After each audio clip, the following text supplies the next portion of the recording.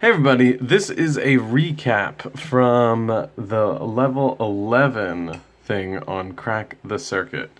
To solve that one, you had to realize there was a 12-volt battery and then two light bulbs in series and then one in parallel.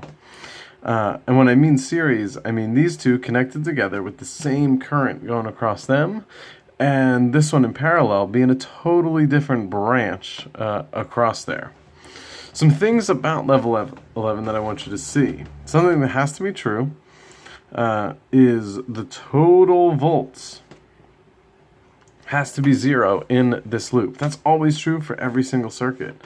As you go plus 12 across this battery, whether the charges go this way or this way, they have to experience a 12-volt drop.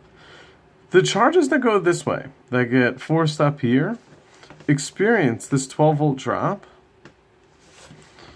across this light bulb. It's all 12 volts right there, every single one of it.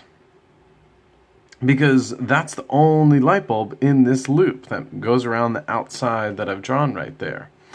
If the charges get forced this way, we've got a 30 ohm resistor and a 30 ohm resistor.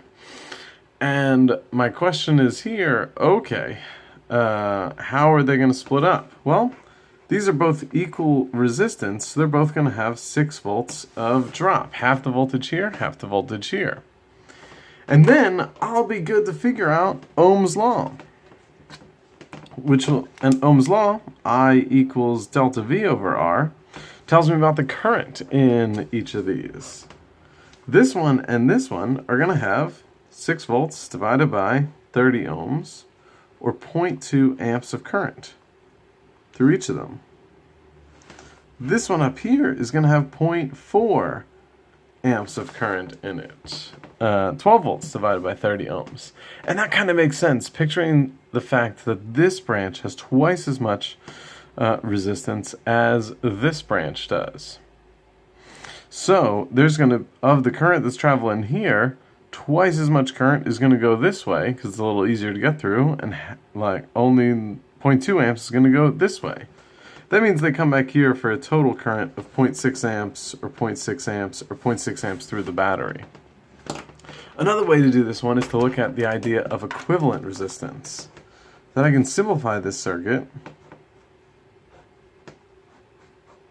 down to a resistor that has 60 ohms right here and 30 ohms right here. I did that because I realized that those two 30s in series will add together and give me 60 ohms. If I bring that down again, I can look at this and say, okay,